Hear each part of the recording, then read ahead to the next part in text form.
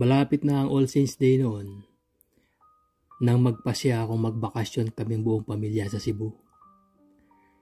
Buntis noon ang asawa ko sa pangalawa naming anak, kaya tutol siya sa aking balak. Nandirito din kasi sa Maynila ang mga puntod na binibisita ng pamilya ng aking misis sa tuwing piyesta ng mga patay.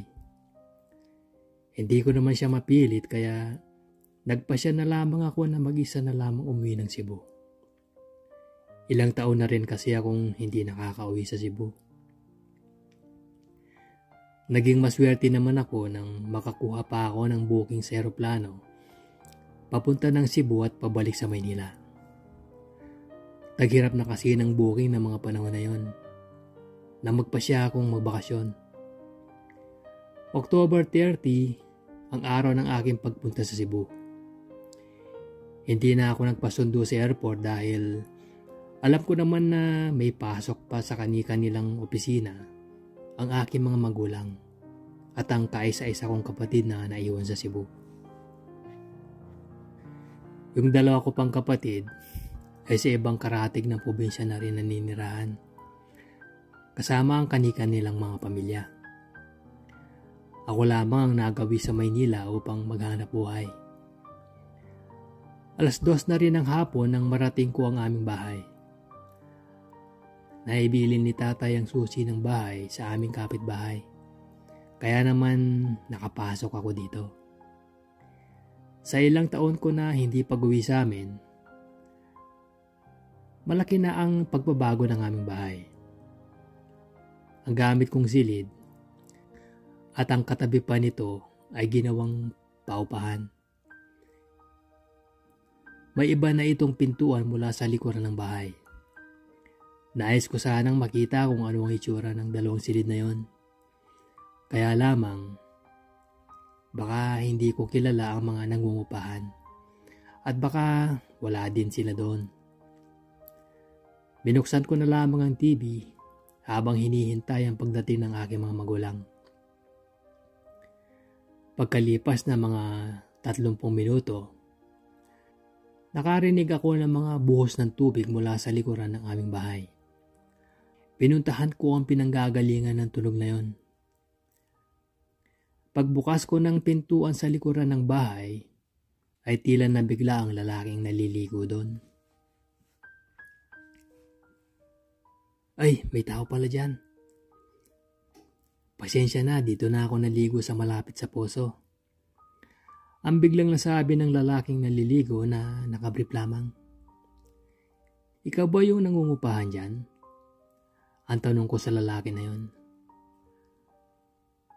Oo, 2 kami ng kasamaan ko sa trabaho. Ang tugon ng lalaki sa akin. Ako pala si Dindo. Pasensya na sa ayos ko. Nakasanayan ko na rin kasing maligo dito para hindi na magbuhat ng tubig papasok sa banyo. Sa ganitong oras kasi ay nasa opisina ang mga tao dyan. Ang dugtong pa ng lalaki na yon. Oo naman, nasa opisina pa sila.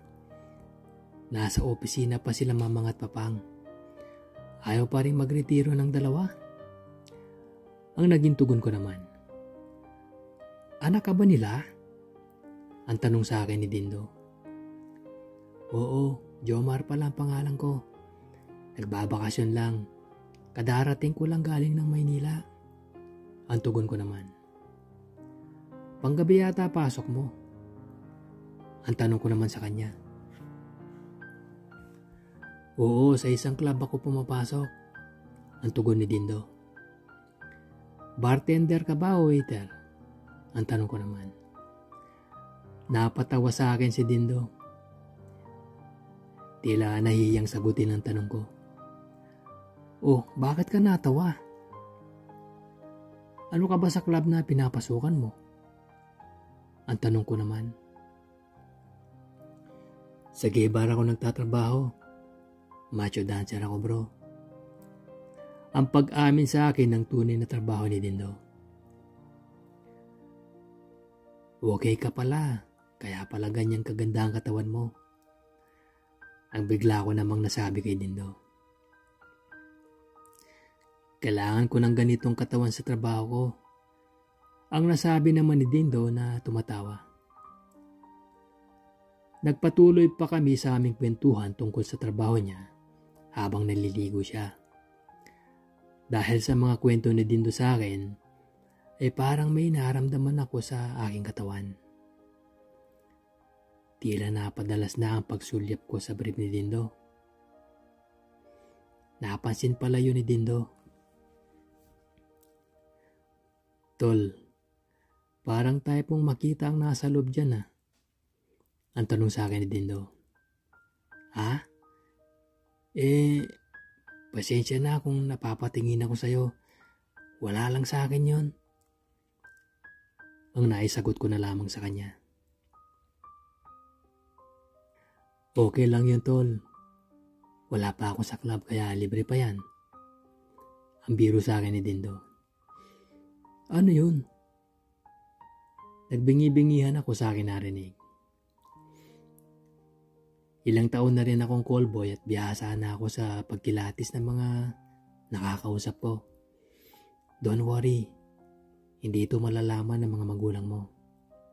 Ang nasabi naman ni Dindo. Hindi na ako nakapagsalita pang muli. Kinuha ni Dindo ang isang kamay ko at inilagay sa bukol niya sa harapan niya. Gusto mo ba yan? Ang tanong sa akin ni Dindo na talagang nangaakit sa mga sandaling yon. Hindi pa rin ako makapagsalita. Napatitig na lamang ako sa kanyang mga mata. Baka sa kanyang mga mata ang kagalingan sa pag-akit sa isang customer. Maya't maya pa ay tinanggal na niya ang kanyang basang panloob. Malaya ako nang nagawa ang mga bagay na yon.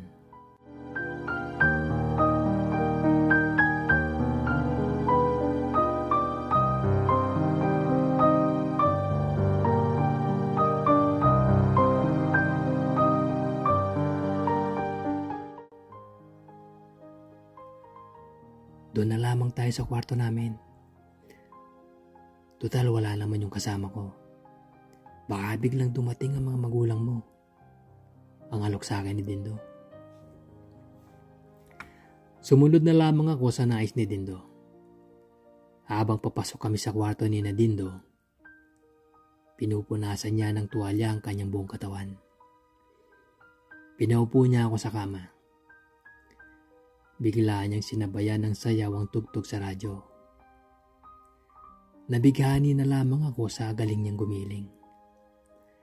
Parang na rin tuloy akong nakapasok sa isang gay bar at tila isang private show ang ginagawang yun sa akin ni Dindo.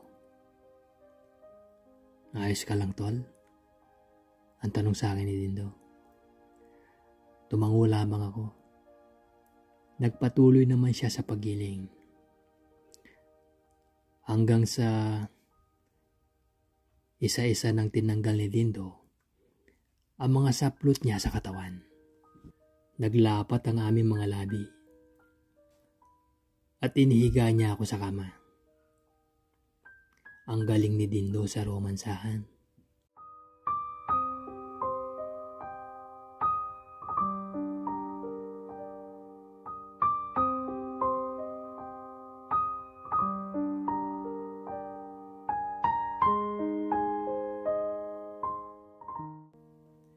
Bigla kaming nanahimik ni Dindo at nanatiling nakahiga pa rin sa kama nang maabot namin ang kalangitan.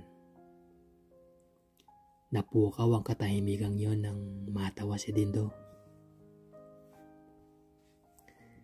Pasensya ka na, tol.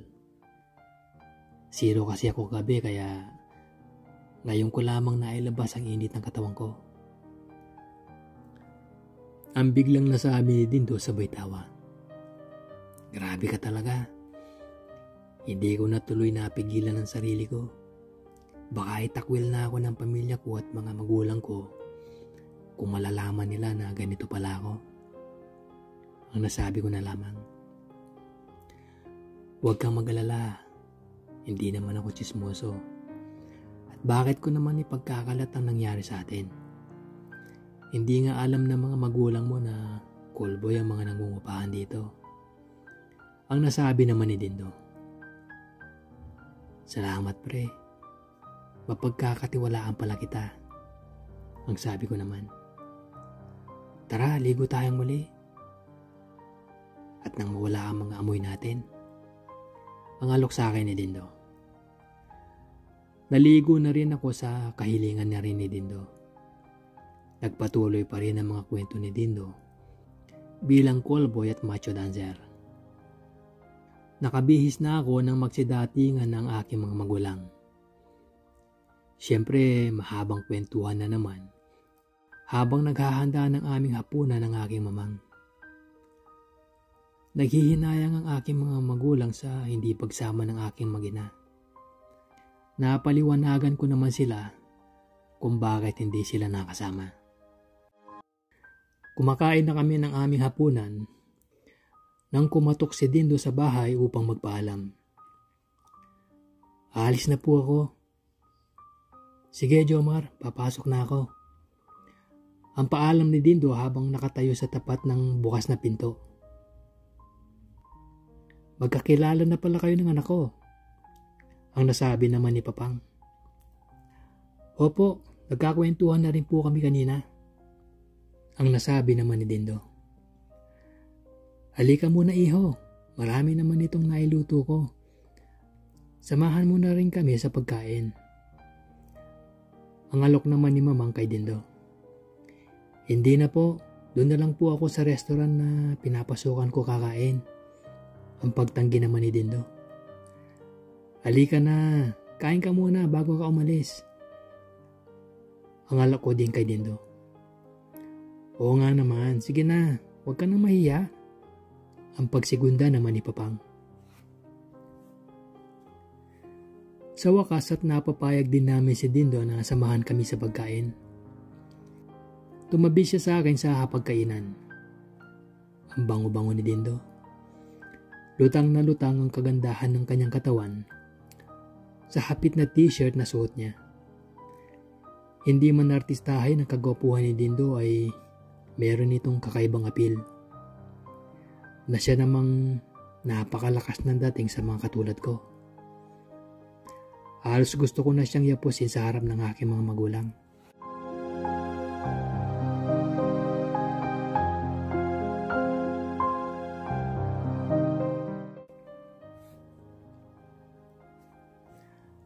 "Okay lang ka ba babalik ng school?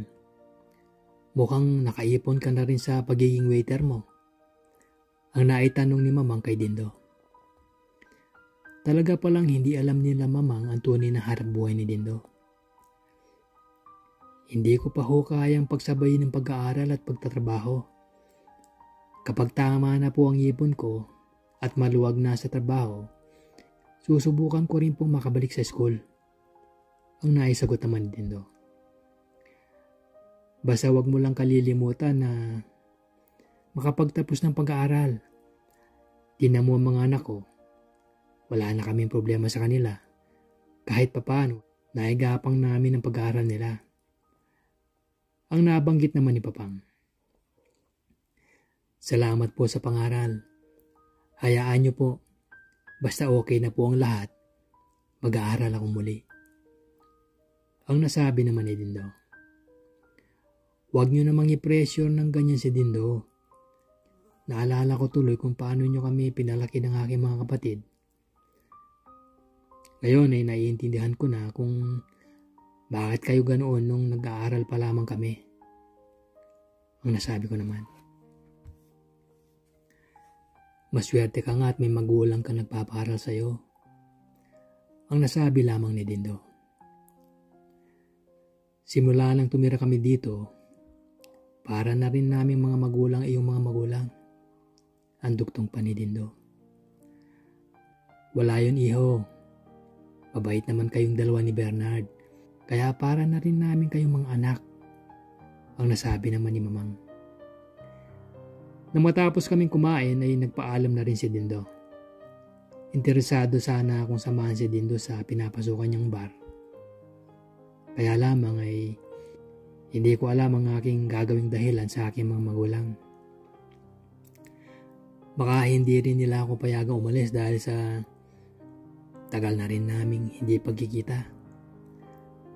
Nabanggit din ni Papang na dadaan ang aking isa pang kapatid upang makita ako. Kaya sigurado ako na hindi ako papayagan. Ganoon na nga ang nangyari. Magdamagang kwentuhan ang naganap sa aming tatlo. Kasama pa ang isang kapatid ko at ang kanyang asawa. Kung hindi pa nakaramdam ng antok sila Papang at Mamang, ay hindi pa matitigil ang aming kwentuhan.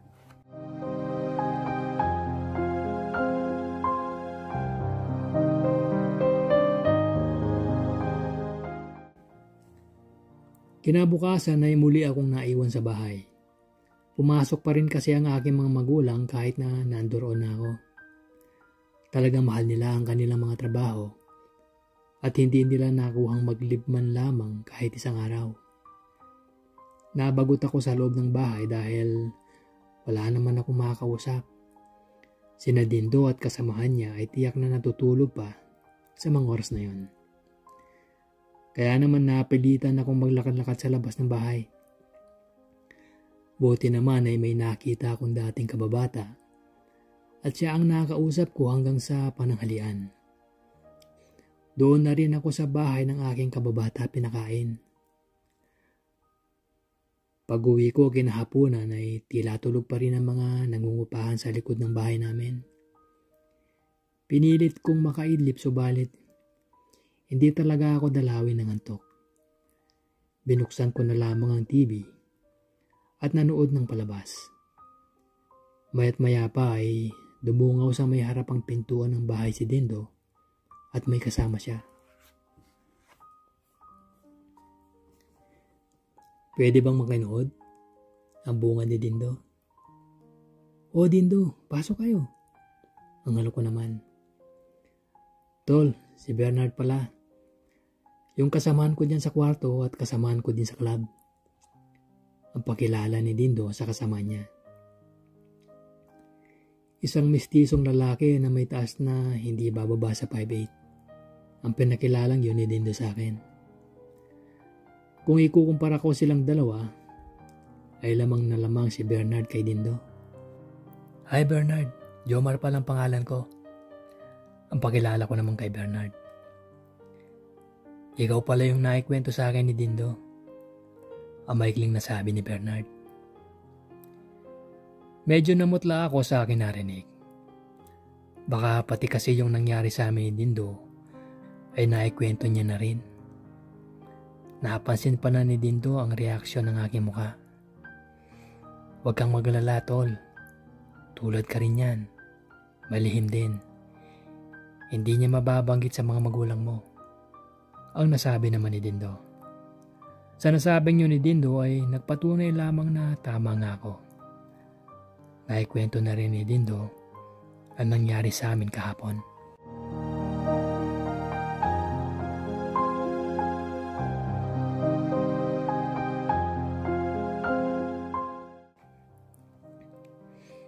Pwede mong makayupo?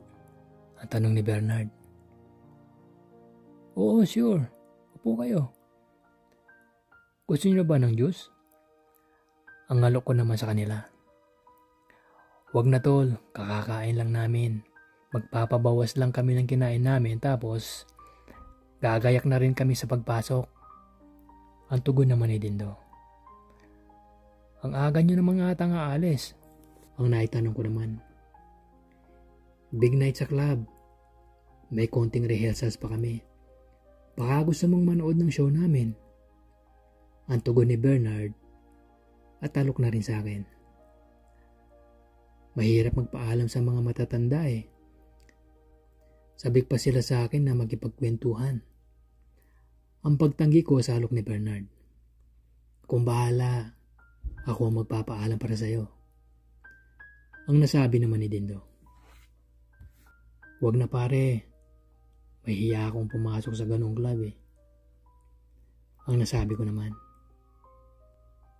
Hindi ka naman halata tol. Mukha ka nga rin callboy eh. Basta kaming bahala sa'yo. Ang pagpupumilit ni Dindo. Kinagabihan ay pinagpaalam ako ni Dindo. Mukhang nakakuha na nga ang loob ng aking mga magulang ni Dindo. Hindi sila nagdalawang isip na pumayag na makalabas ako ng gabing yon. Sa pagpasok namin sa loob ng club, ay napagkamalan pa akong aplikante para maging macho dancer o callboy ng kanilang manager. Bago yung kasama nyo, pasadong-pasado siya. Ang biglang nasabi ng bading na manager kina Dindo at Bernard. Mama, kaibigan lang po namin si Jomar. Hindi ho siya pumapasok sa club na to. Isinama lang namin para maaliw naman dito sa club natin. Ang nasabi naman ni Dindo. Akala ko bago. Mukhang magiging bestseller siya kung papasok siya dito. Ang nasabi pa ng bading na manager, sabay sa po sa aking harapan. Hindi ko yung kaagad na iwasan. Sabi ko na nga ba may pagmamalaki itong kaibigan nyo. Ang biglang bulalas ng bading na yon. Ayaw mo ba talagang maging callboy dito? Ang tanong na sa akin ng bading na yon. Hindi ho talaga. Naiinip lang ho ako sa bahay kaya sumama ako sa mga kaibigan ko. Ang naging tugon ko na lamang. Ikaw din, sayang ang limpak-limpak na salaping ibabayad sa iyo ng mga magiging customer mo. Ang ulit niya. Hindi po talaga. Ang pagtatanggi ko pa rin. Iniwan din kami ng bading na manager. Hanggang sa dressing room ng mga macho dancer ay pinapasok ako ni Dindo at Bernard. Ipinakilala na din ako sa mga nandoroon na mga dancers. Hindi lahat ay kagupuhan ng mga nakilala ko doon. Subalit puro magaganda ang mga katawan. Yung mga nakamaikling cycling shorts ay kapansin-pansin ng kalakihan ng kanilang mga harapan. Yun naman yata ang katangian ng isang macho dancer. Tumaas na naman tuloy ang level ng aking pagkakagusto sa kapwa ko lalaki.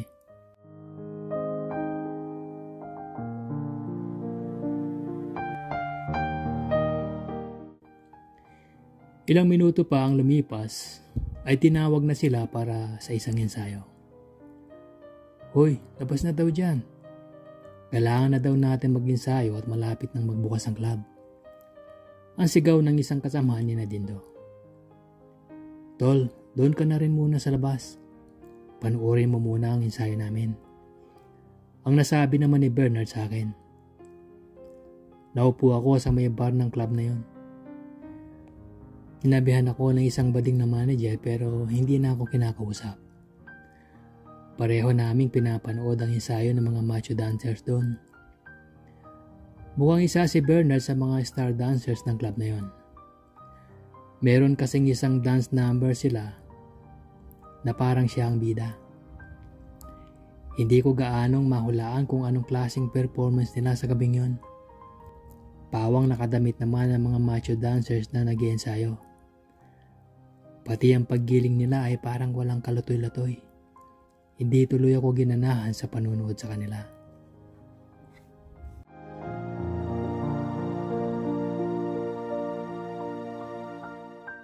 Boys, mamaya tutubigin nyo na ha. Walang may engganyo sa inyong maitable kayo kung ganyan kayo. Basta mamaya galingan nyo. Pahinga na kayo at magbubukas na ang club. Ang nasabi ng bading na choreographer nila. Muling pumasok ang mga dancers sa dressing room sa likuran. Sinenyasan ako ni Dindo na sumunod na din daw sa kanila. Nagpahinga lamang sandali ang mga dancer. Nagpalit ng damit at lumabas muli sa dressing room. O bakit balot na balot pa ang mga kasama niyong lumabas? Ang tanong ko kay Dindo. Mamaya pa naman ang show. Magpapatable muna sila para may kikitain din sila ngayong gabi. Ang tugon naman ni Bernard. Kayo, bakit hindi pa kayo lumalabas? Ang tanong ko naman. Mamaya na, wala pa namang gaanong customer ang nasabi ni Dindo. Biglang pumasok sa dressing room ang manager ng club na bading. Sinong sasayaw muna sa entablado? Marami-rami na rin ang customer. Ang naitanong ng bading na yon. Sige mama, ako na lang at si Michael. Ang sagot ng kasamahan ni Dindo. O sino pa? Ang tanong muli ng bading. O sige mama, ako na rin. Ang sagot naman ni Dindo. O sige, magpalit na kayong tatlo. Dalian nyo nang hindi mag-aalisan ng mga customer natin. Ang nasabi naman ng bading. Agad namang naghubad ang tatlong sasayaw sa entablado, kabilang si Dindo. Walang kiyeming naghubad ang tatlo kahit nandoon ako. Nagsuot sila ng napakaikling maong shorts na tila pinutol na lamang na maong pants. Nagsuot din sila ng bus na itim. Sabay-sabay silang lumabas din ng dressing room. Tara sa labas, inom muna tayo ng beer. Ang alok sa akin ni Bernard. Naupo kami sa tabi ng bar at umorder ng beer namin si Bernard. Pinanood namin ang tatlong macho dancers na sumasayaw sa entablado. Ang galing pala ni Dindo sa pagsayaw. Ibang-iba na ang galaw niya kumpara sa kaninang ensayo nila. Sa pagsayaw ng tatlo sa entablado, ay panay pasok ang kanilang kamay sa loob ng kanilang maong shorts. Para nilang inaakit ang mga customers ng club na yon. Kahit ganoon ang kanilang ginagawa, ay hindi naman nila binuboyang-yang ang kanilang mga harapan. Makalipas ng ilang minuto, ay biglang nagpaalam na rin sa akin si Bernard. Order ka lang ng beer mo.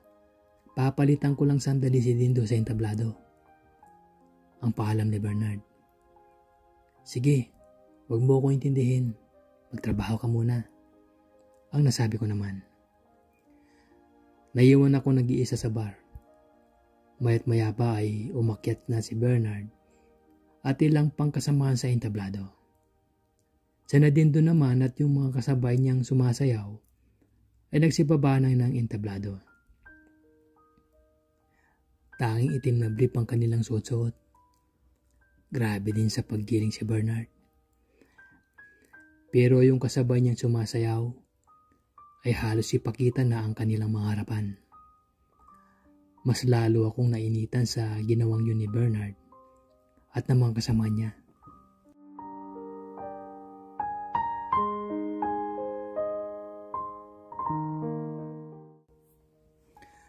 Enjoy ka ba dyan? Ang biglang tanong sa akin ni Dindo.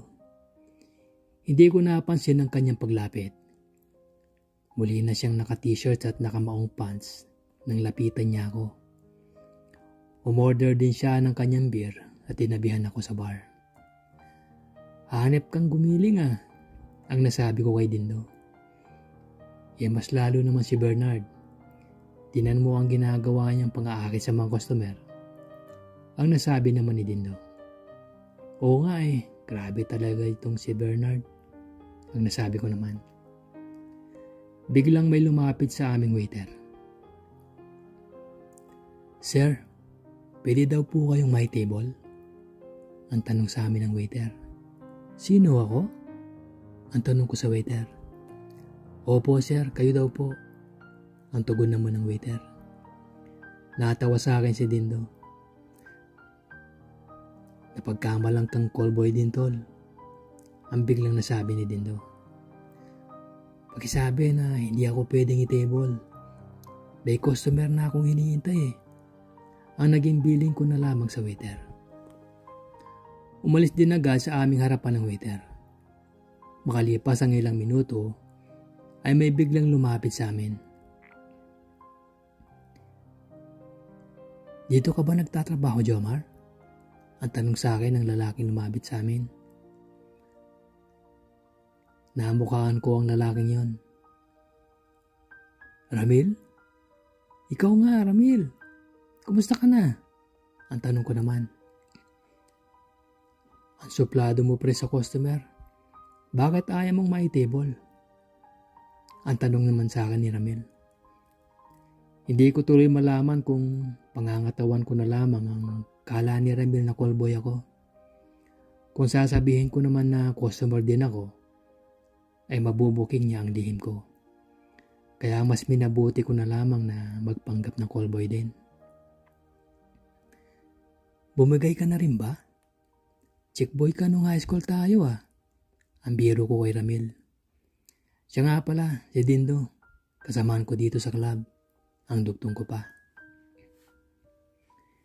Kinamayan ni Ramil si Dindo. Dindo pala ang pangalan mo. Madalas na kitang makita dito sa club. Pero di pa kita nakakatable. Pero ikaw, mukhang ngayon lang kita nakita dito. Ang nasabi ni Ramil habang kinakamayan si Dindo. Pare naman, chick boy pa rin ako. Pwede sa chick, pwede rin sa boy. Ang dugtong pa ni Ramil sabay tawa. Napatawa na rin kami ni Dindo. Alam mo ba pare, nung classmate pa tayo, crush na kita. Ang talino mo kasi. Ang nasabi pa ni Ramil sa akin. Ganun ba? Ang maikli kong nabanggit. Magkano bang talent fee mo ngayon? Para matikman kita. Ang tanong ni Ramil. Napatingin ako kay Dindo.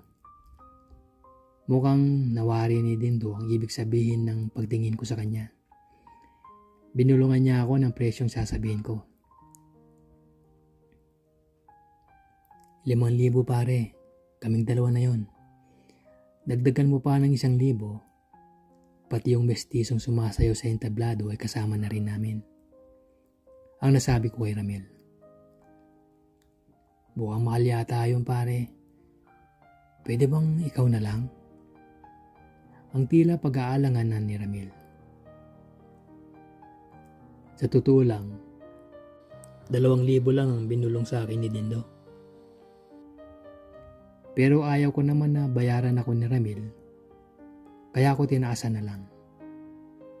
Para na rin may kikitain si Dindo at Bernard kung sakaling kakagat sa presyo si Ramil.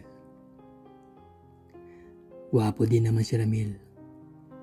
Kung nagkita sana kami sa labas ng club, ay baka pumayag pa akong libre na lang.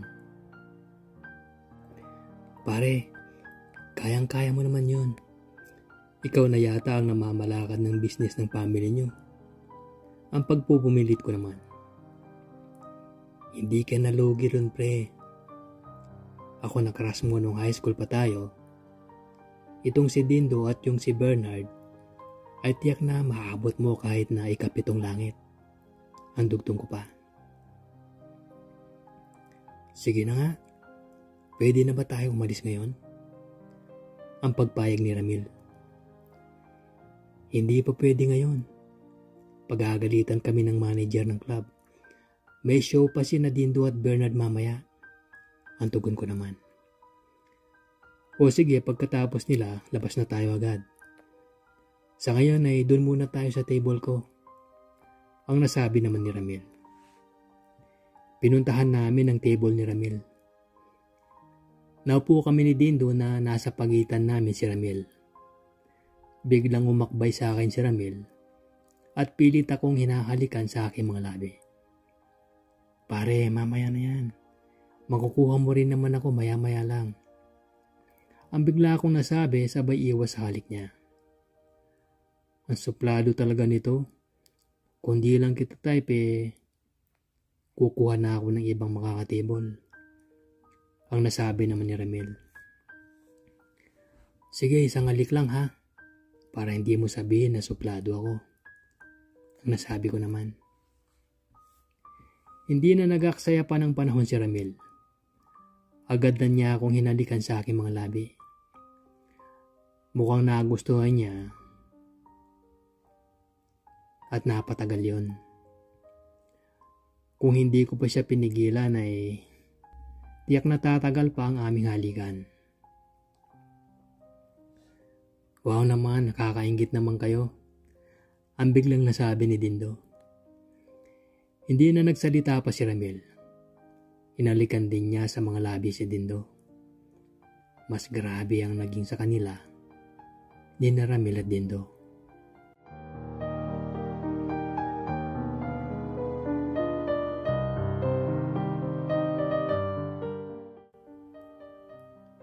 Hoy, pinagtitinginan na kayo. Ang akin nasabi na nagpatigil sa halikan ng dalawa.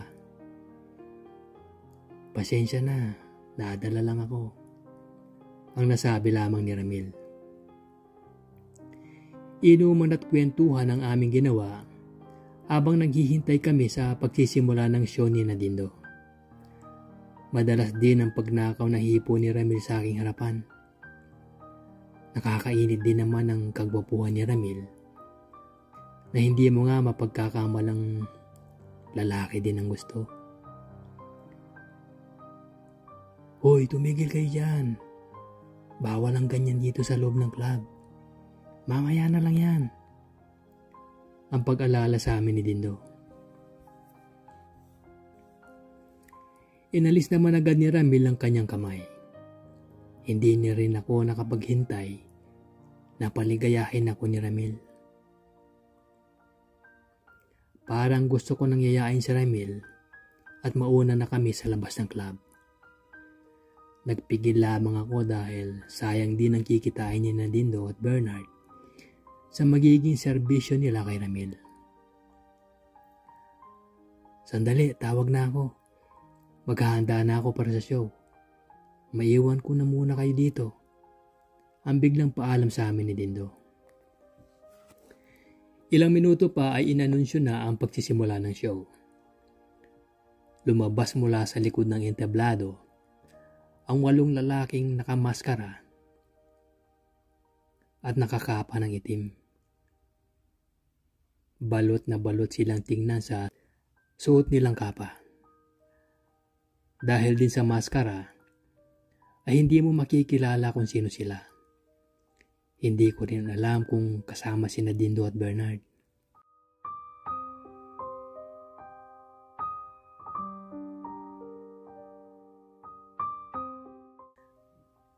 Hanggang sa nagsialisan na sa entablado ang mga nag-perform. Inalis din ang props na ginamit ni Bernard. Sina Dindo at Bernard ay hindi ko na nakita sa entablado. Okay ba si Bernard? Ang tanong ni Dindo nang lumapit sa amin. Ang galing ni Bernard. Nakakapagginit talaga. Ang tugon ni Ramil. O bakit wala ka doon? Ang tanong ko naman kay Dindo. Okay na ako. May client na rin ako eh. Yung mga yon ay wala pang magte-take out sa kanila. Baka sakaling may kumuha pa sa kanilang kliyente. Sayang din yun. Ang tugon naman ni Dindo. Ikaw, Jomar, hindi ka ba sumasayaw? Ang tanong sa akin ni Ramil. Hindi eh. Parang GRO lang talaga ako. Table lang. Minsan nagpapapick up din. Ganun lang. Ang tugon ko naman. Mayat maya pa ay lumapit na sa amin si Bernard. Pasensya na. Naligo pa talaga ako eh. Ang bungad ni Bernard. Okay lang yun, ang nasabi ko naman. Sir, kayo po ba ang magiging kliyenta namin ngayong gabi? Ang tanong ni Bernard kay Ramil. Oo, ako nga. Ang galing mo palang sumayaw eh. Para kang sawa. Ang biro ni Ramil kay Bernard. Hindi naman po sir. Ang maikling nasabi ni Bernard. O ano? Pwede na ba tayong umalis? Ang tanong ko kina Dindo at Bernard. Pwede na, tara na. Ang tugon ni Dindo. Matapos mabayaran ni Ramil ang aming bill, ay nilisan na namin ang club. Sumakay kami sa sasakyan ni Ramil at dinala niya kami sa isang beach resort. Hindi ko alam kung sa pamilya ni Ramil yun. Kasi kahit mag-aalauna na ng umaga, ay pinapasok pa rin kami. Binigyan kami ng pinakamalaking silid na available. Naupo kami sa isang sopa ni Ramil. Sina Dindo at Bernard naman ay nagsimula ng magromansahan sa ibabaw ng kama. Parang nadala sila Dindo at Bernard sa kanilang ginagawa. Makatotohanan na yon at hindi na show. Kaya naman nang hinalikan na ako ni Ramil, ay hindi ko na siya pinigilan. Agad din akong tinalupan ni Ramil. Hindi ako makapaniwala na yung dating crush ng kababaihan sa aming school noon ay ang taong sabik na sabik sa akin ngayon. Bihasa na rin si Ramil. Marahil ay regular na rin niya itong ginagawa. Hindi nagtagal ay 4 na kaming nasa ibabaw ng kama.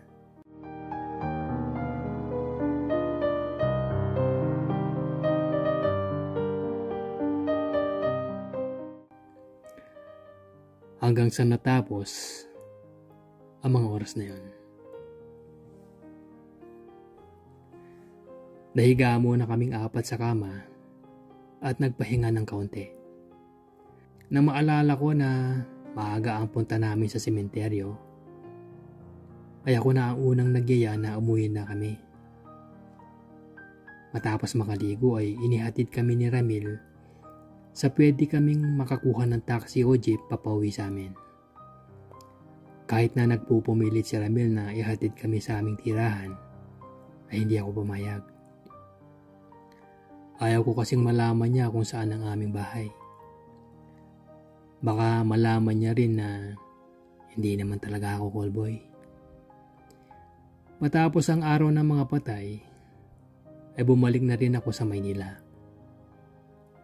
Ngayon ay hindi pa ako muling nagtatangkang umuwi sa Cebu upang magbakasyon. Retired na rin naman sina Mamang at Papang, at sila na ang madalas na magbakasyon dito sa aking inuupahang apartment. Hindi ko din alam kung kailan ako muling matutungtong sa Cebu. Nag-aalangan kasi ako na makita muli si Ramil. Maaari niya kasing malaman ng bahay namin sa Cebu kung talagang gagawa siya ng paraan. Sina Dindo at Bernard naman, umalis na rin sa pinapaupahang kwarto sa bahay namin. Wala na rin akong balita sa dalawa kung nasa na sila. Sina Mamang at Papang naman ay hindi pa rin nalalaman ang totoong pagkatao ni Dindo at Bernard. Hindi ko na yon pinagtatakan. Mismong anak nga nila, hindi nila alam na tunay na chick boy. Pwede sa chicks at pwede rin sa boys.